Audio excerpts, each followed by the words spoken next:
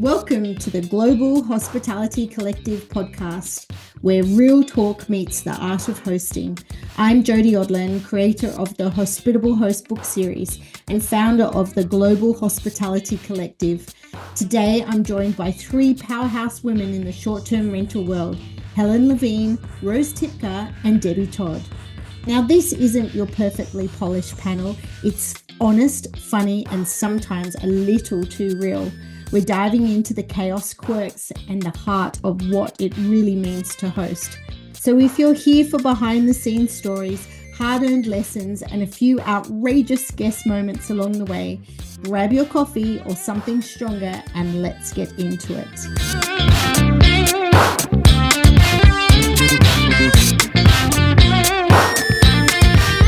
Ladies, here we are. We've finally done it. Our first episode of the podcast. And yes, it's not our first recording, everybody. For those of you who are listening, this is actually our fourth recording of our first episode. And why is that? Because we messed it up a little bit. We're not expert podcasters. We're a group of fabulous professional hosts coming in from around the world, and four ladies who love to talk, love to chat, and share our knowledge. So I'm Jody Odlin. Rose Tipka.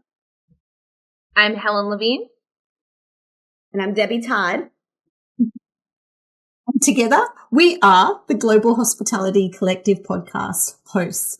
So let's dive in, ladies. Let's go around the room and introduce ourselves and where and how we got to be where we are today, sitting here chatting about short-term rentals, hospitality standards, and all those great and gory things that our guests share with us. So my name is Rose, and my company is called Your Family's Place, and we specialize in big homes for multi-generational family vacations. The most important thing everyone needs to know about me is that I am a mom of 6 kids, and yes, I know how that happens. I also homeschool all of my kids. I was a former classroom teacher, and my husband and I run our company together. And since we have a big family, we knew the struggles that families have trying to find nice places to stay. So that was really the foundation of our business. And in my everyday life, I spend most of my time with our kids, with our family, homeschooling them, living our life here. And then we have our vacation rentals. We also invest in real estate in our general area. So I came across Jody when I was doing a podcast with Liam over on the 𝒉𝒐 podcast, and she recommended that I connect with Jody. So I hunted her down. I was everywhere. Jody said, "You're everywhere, Rose." And I was able to grab a slot in volume 2 of Hospitable Hosts. And that's where we shared our whole story, our backstory, and all of that kind of stuff. And through volume 2 of Hospitable Hosts, I also met Helen. Helen, do you want to tell that story of how we met? Yeah. So my name is Helen. I'm in upstate New York, so not too far from Rose. And I own Brookledge. We used to be a girls' summer camp. And so on the property, I have 6 cabins. And my specialty is welcoming events here. So people can rent cabins individually, or they can rent the entire space. One of my favorite things are weddings. And I'm also doing corporate retreats, wellness retreats, different types of things of that nature. So I bring events to the short-term rental world. And I met Rose and Jody. Well, I originally met Jody because I was Rose's teacher when I entered into the short-term rental world. And the teacher in me needed to get a lot of information to understand how to do this because I didn't really know what I was doing. And at the time, I was looking on YouTube and I was looking for books and podcasts, and I came across the Hospitable Hosts Volume 1 book, and I treated it like a college textbook, and I went through and I highlighted it and took notes. And somewhere along the road, I saw that Jody had posted to be in volume 2. And I thought, well, maybe somebody would want to hear the story of somebody just starting out and the kind of journey through that. So I reached out to Jody, which I was starstruck, and especially because she was on the other side of the world. I thought it was so cool. And I ended up being in volume 2 and met Rose because we attended a conference together. And that was one of the really nice things that the book did for me, is it did give me colleagues, just like I did as a teacher. it gave me people to work with and collaborate with. And so that's been one of the nicest things about the book.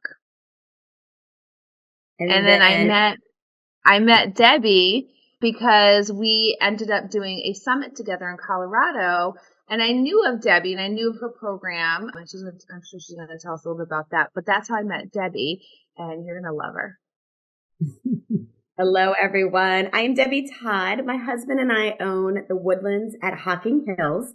We live in Columbus, Ohio. Hocking Hills, if you've ever heard of it, is about an hour south of Columbus, Ohio. We got into the short-term, and I'm a little bit with Helen. We got into it totally by accident. I'm a physical therapist. My husband is an athletic director. We've got 3 kids, and we just wanted a place to get away close to home because our kids are busy, and we can't really travel that much. So he's like, let's buy a place close to home. We can visit when we can. Heard of this thing called Airbnb, short-term rentals. So we're like, let's try it out. Had zero clue what we were doing. And then I fell in love with hospitality. I'm like, this is really neat. And so the 2 places we have are kind of with Rose, a little bit larger, multi-generational family, friends. We've done some retreats also. We renovated them. One sleeps 18, one sleeps 12. And then we are in the process of building right now, which is really exciting because we've never done this before. Not super stressful. The process has been amazing.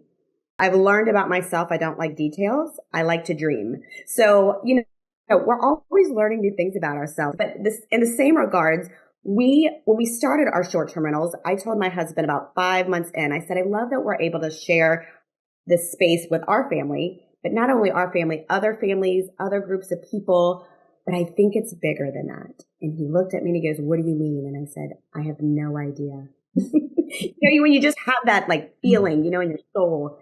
So what we did, I kind of through thinking about it, praying about it, I looked at our kids and I said, hey, I want y'all to research charities, things that you are passionate about. And I want you to each pick a charity. As a family, let's give back part of our each booking to one of your charities. So as a family, we decided to do 5%. And then we're like, well, how do we pick the charities? Do we divide it by 3? And we have our guests decide. So we've included the guest experience into that. And it has changed our whole business. We've done other things, and it's just kind of given us a direct that I had no clue about. So it's been really fun on this journey. Through that, I got on podcasts, started sharing because I was like, I want other people to get this and do this in their short-term rentals. And almost every podcast I was on, they were all part of this book series called Hospitable Host. You got to look all your hosts up before you get on the podcast. And I'm like, I want to know more about that book. So a friend of a friend of a friend connected me with Jody, fell in love with her. She's one of my best. I love her so much. And she's actually, we'll get into this later, but she's part of our family, just to let you know, all the way from Australia. We have a family member in Australia now, but it's been really life kind of changing. I hate saying that, life changing, but it really has been being in this book and being part of the community and what it has given me the opportunity to share even more, to educate, to inspire, to encourage. And the whole time, our kids are seeing this. So that's what it's all about. It's the family business, what we're learning, what we're having trouble with, what we're growing through. So this group, I love them. Amazing. Wow. 3 amazing women that are very dear to me as well. Thank you, Debbie, for including me into your family. That's lovely. So who am I? My name's Jody, and I am the founder of 𝑻𝒉𝒆 𝑏𝒍𝒐𝒃𝒂𝒍 I have a property management company in a little country village in the UK called Tipka, and it's actually where the king lives. So it's a very special place, and I have a number of properties there that I have on very different models to these ladies. I do rental arbitrage, and I also manage properties for other people. I am the creator of Hospitable Hosts, which is the book series that these 3 ladies are involved in. And I'm also the founder of the Global Hospitality Collective, which has been created by the founders and the authors of Hospitable Hosts, because the book series became so much more. As Debbie was saying, it's changed her life. It has definitely changed mine. So with my hosting business, I started about 10 years ago. Yes, 10 years ago, I have been hosting now. I can't believe it. Where has that time gone? I really still do enjoy it. Every now and then I have a few moments with my guests, which but then you get the good guests that come, and it reminds you why you're in this business. I love setting up the properties. I love hosting the guests, ensuring that they're having a great stay, not only for family vacations or romantic couples, but those people, I've got people in at the moment who are there in the village on contract work and filming. We've got some movie stars staying with us at the moment, which is pretty neat. So as these ladies said, they're all part of the book series. And the way that I got involved in that was really during COVID, when we all had time to stop. And I hate talking about COVID. We don't hear about it much these days, but we all had time to stop. And I was poking around the internet and I found people like me, because I thought I was just doing my own thing in terms of hosting. And because I do have a hospitality trained background, I went to hotel management school. I was just using the skills that I had learnt there in my business. So it seemed to be working. But when I started poking around the internet, I found all these groups, and I came across a online app called Clubhouse, which I'm not sure if you guys were on Clubhouse, but many of the other authors in the book were in Clubhouse. And that's where I started networking with people. And I started at that point listening to people's stories of how they got into the industry. And even if you listen to the three ladies that are talking today, everybody comes from all different backgrounds and walks of life, and they're in it for different reasons. And I wanted to share those stories with people to motivate and inspire them that they can do something that we all love and are passionate about. So I decided to hire a publisher, and I gathered up 40 short-term rental hosts from around the world, and it became a #1 bestseller. Everyone got to share their chapter of how they got to be in the industry. And then it just grew and grew, and people were knocking on the door, contacting me saying, we'd like to share our story. So volume 2 came out, then volume 3. And now we're just about to launch a couples version. So that's couples who work together in our industry, and also a ladies book. So short-term rental hosts, a female edition, where we talk about how we juggle everything, not just the business, but family life. And both of those 2 books I know already are going to become bestsellers. So here we are now. We're on a podcast. Who would have thought, Debbie, right? As you say, things have changed. So being in the book, I know that you talk, all 3 of you have talked about how you got to be in the book, but what has being in the book meant for you? How have you leveraged off becoming a published author, sharing your story? How did it feel? Was it scary that people got to know about you, or were you able to elevate yourself in a position where now we're all leaders in some part of our industry? What about you, Debbie? I think that's funny. That's funny to think that we are the leaders in the industry. I don't know. I'm always looking at other people and I'm following what they do.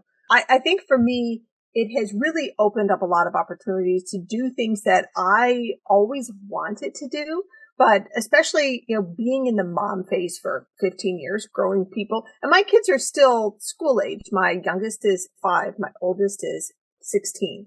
So I'm still deep into the parenting phase. And there were things that I had hoped that I would accomplish in my life, but I also sort of felt like maybe that ship had sailed.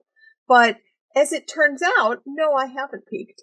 And I still have things that I want to do and goals that I want to work towards. And one of them is traveling all around the world, which I get to do now because now I have friends everywhere. And so, having that opportunity to travel around the world and speak on stages at conferences around the world has always been a goal of mine. And I just I'm giddy to think that here I am, a mom with a bunch of kids. I live outside of Amish country in Ohio. in the middle of nowhere. Like my backyard is a cornfield. But I also hop on a plane and travel to conferences all around the world to talk about hospitality. And so really being a published author and being a member of this community is really what has pushed me forward to achieve these things that I guess I kind of felt like maybe that ship had sailed. But as it turns out, no, I still have that in me, and I can do that. And it's really exciting. It's funny, Rose, because I'm listening to you and you're like, I've always wanted to do this. And I'm thinking, I never wanted to do any of this, which is crazy, because I'm like, is that wrong? And it's not. Like, it's just, again, it shows you where we all kind of come from and how, we all come to this one community, which is just so cool to be able to share this, which is also why the book is so great. You get a little piece from this story, a little piece from this story, but it has actually opened my mind and my eyes to new goals, to new things. I've been a physical therapist for 22 years and I went to school for that. That's what I'm supposed to do. And I love my job. It's not like I hate my job and I'm ready to get out of my W-2 and all that, but my heart and my passion is going more toward this because I'm learning more about it. I'm getting new. I feel like it's working a different part of my brain. I love that our story is in print. That's the coolest thing. And for us, our family is our why. And it's kind of, how am I going to share a legacy with them? And lots of times we think of legacy as wealth, what we're going to leave for them, as sometimes, well, at least I did, more material things. I don't know why I think that, but this has like shifted my mindset of like, I want to leave them more. I want to leave them a story. I want to leave them remembering mom behind the computer, which brings us another really cool story. I would go tuck my kids in, give them kisses. And I have 18, oh my gosh, y'all, I have an 18-year-old this week. 16 and 13. And my youngest, I would go tuck her in because the other are too cool for school, And she's like, Mom, are you going to go back downstairs and work after you tuck me in? And I was like, well, yes, but I don't like to call it work because I enjoy it. I cannot, sometimes I'll find myself out doing stuff with people. And I have to be careful because I need to be present. But I'm so excited to go home and for everyone to go to bed so I can play. I want to play on the website. I want to play on this. And so it's cool, but I got to be careful at the same time. So I was telling her, I was like, well, I don't want to call it work because I love it. She goes, what about you're going downstairs to be creative? And I was like, that's it. And I think that's what I was missing in my life. I was going, doing what I'm supposed to do and go to work and take care of kids, which is all wonderful things. But it has given me a avenue of just creativity, trying. And again, the kids are watching. It's so cool that they're seeing me succeed. They're seeing me fail. They're seeing me try to figure out, and that's the legacy I want to leave. So it has opened my mind up to a world outside of what we were doing, if that makes sense. Yeah, absolutely. Do you know one of the things that I really wanted to get out of this book, putting the first book together, was I wanted to show my kids, because I've had businesses, but I've always been a very hands-on mum. I've been very privileged to be able to go to everything, all the school things, travel the world with them and all of that. But I wanted them to see me as more than mum. And I remember in the book launch in London, the first book, I did talk about that, and all my kids were all there and they were like, yeah, go Mom. And now they've been to conferences with me. They've met all of you. They've met many of the hospitable hosts. And you're right, Debbie, when they're watching, it's not, we're giving them so much, aren't we? They are our why. This is why we do it. It's why I stay up, to midnight every night. I'm trying to develop something and get it out there into the world. And yeah, I totally agree with you. And I know Helen, she's got a son as well. We all have kids. And yeah, Helen's got great ideas for her business as well. Yeah. And the book, it's funny. I think the book, and Debbie and I, we've talked about this kind of stuff before too, that there was a reason for it. And my story changed a lot over the years as a short-term rental host. And when I first started this business, I was married, and now I'm doing this on my own. And I do think that the book allowed me to have a support network, to kind of show that, yes, I can do this on my own. It's okay to be not married and be a short-term rental host and to have a staff assisting me. And so there was a doubt that I could do this, but this group, this book, this community did lend that. And I think that was one of the reasons that it was brought into my life, because if I didn't have that, I don't know if I would be in the place that I am now, because you do need some cheerleaders in this industry. There are some really hard days. We do see the highlight reels on social media, but sometimes you have a really tough guest and you're not sure if you're handling it the right way.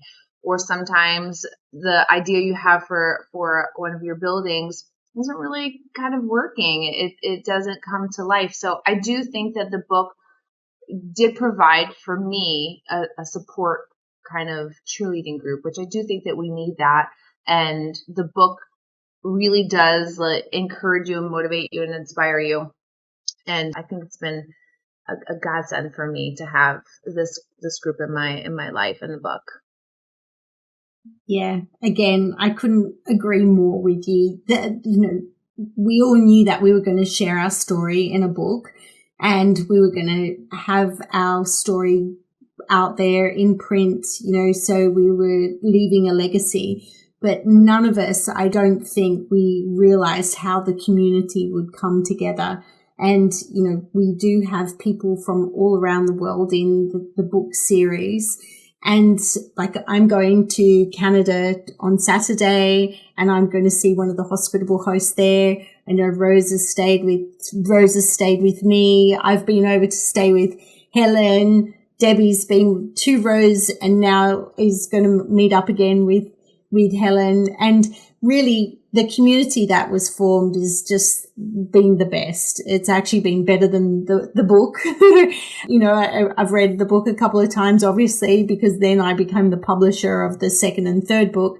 But yeah, it's the community. So this is why we've now come together as well to create the Global Hospitality Collective, because the book kind of channeled us down that path. And we were attending events all around the world, and we were seeing that there was a level of education that was missing. And really that was the hospitality side of our business, which a lot of people do come into our industry through property investment and financial investing, but there's very few people come into it and really understand hospitality. So the goal of the collective is really that we've come together, property managers, hosts, and vendors, to level up the standard of the industry. And that is our goal. And the four of us are talking on this podcast. It's not a normal podcast. It's more like a chat show. You're going to get to know us as the weeks go on. And we do have a laugh. So yeah, just, sit back, get to know us if you want to. So we will be bringing people on as guests to help educate you in how you can level up your standards in hospitality as well. So with the collective, each of these ladies has a very important role. Rose, would you like to share what you do? Yeah, so I am the person who does a lot of the marketing, trying to get our message of hospitality and professionalism and hospitality out there to other hosts that are in the trenches doing the day-to-day work of hospitality. So I'm managing the social media pages when we have events, either virtually or in person. I'm back there making all the graphics, getting those out to people, because we can have a really great message, but we have to get it to the right people. And so we're really trying to share our message of hospitality professionalism with hosts who are doing the job day in and day out all around the world. And I am part of the ambassador program. So we have an amazing group of ambassadors to help grow, spread the word about the Global Hospitality Collective and hospitality standards. And my job is to assist them to make sure they have what they need to be successful. And I am Debbie, the Give Back Girl. My role, kind of to jump back real quick, when I was in volume 3 of Hospitable Host, I again told my husband, he goes, "Oh, here she goes." I said, I love that our story is going to be in print, but I feel like it's bigger than that. And again, no clue. And here it is, of spreading giving within the guest experience all over the world. So I just launched Give Back Hospitality, which is in partnership with the Global Hospitality Collective. And it's to do just that. It's to educate, inspire, encourage, host property owners all over the world on how we can use our properties in bigger ways in our local communities. And what we need that, because right now, sometimes short-term rentals get a bad rap, and we're not. We are doing the best we can. Some are, but again, we're trying to change that standard. So yeah, I'm here to share all the things inspiring, giving back, and to be the cheerleader. So one of the things that we're going to be doing each episode is to share a word that either reflects or inspires or has to do with what we're experiencing either in our professional life or even in our personal life. And so my word this week is lucky, and I'm having that in both sides of my life. So I just won tickets this week to go see Pitbull and Lil Jon, so I feel like I was really lucky. Called into a radio show. I don't know if people still do that, but I did. Oh, really? You did say you won it? Yes, I won. I called a radio show, and I was caller number 20 and had to answer if it was a Pitbull line from a song or if it was a line from a book. And it was a line from one of the Pitbull songs that I knew. And I also feel lucky that I know all of you and that you're part of my life. So I say lives. Like I have more than one. I guess I do. So yes. Thank you for being part of it. Rose, what is your word of the day? So I can't follow rules until I have two words, but we'll just put like a dash in between. So my word is long game. So I really feel like I'm playing the long game. I'm trying to build a company, not just in the 3-month horizon, 6-month horizon. I'm trying to build something sustainable for our family, for families that trust us to take their vacation with us, and that I want to build something that's going to be around for a long time. And so that means sometimes taking that leap of faith on things and working things hard, even when you don't see the payback right away. And that's what I hope that other hosts will start to do, is think more about the long game. Mine is, and I don't follow directions either. Sorry, Helen. Right now, it's so funny because I always get excited to share my word and then it changes by the end of the podcast. Mine is progress over perfection. Sometimes we get caught up in all the nitty gritty and then it just delays us. We get, what is it? Analysis paralysis. Did I say that right? I always say things. Yeah. So that's where I am. Progress. You got to sometimes do it, get it out there, and then pivot or make it. So that's what I'm doing. Fantastic. Well, my word for this episode is horse. And I'm actually going to add another word in there. It's called fire horse. So this year is a year for bold action and taking risks. And it starts on February the 17th. Now, I am a little bit woo-woo, so I will bring some of this stuff into our conversations. So for those of you who are listening, it's a new world that starts on the 17th of February. So let go of anything that you want to and just ride that energy and create the life that you want. So that's what I'm going to be doing. Love that.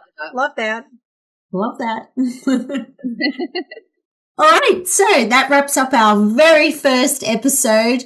And yes, as I said at the beginning, if you were tuned in at the beginning, our 4th recording for this episode. I think we did quite well, ladies. We've got the recording happening and we've been able to say what we wanted to. So that's it from us this week. Next week, you will hear from the Hospitable Host authors, and then we'll be back again in 2 weeks' time. So thanks very much. See you later, ladies. Have a great week. Bye. Yeah.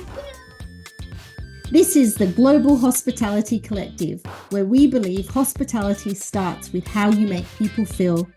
If you felt connected with today's conversation, please subscribe and leave a review. It helps us reach more hosts around the world. Next week, we'll hear from some of the authors of the Hospitable Host book series as they share their journey, their struggles, and their wins. Until then, keep showing up, keep leading with intention, and above all, keep hosting with heart.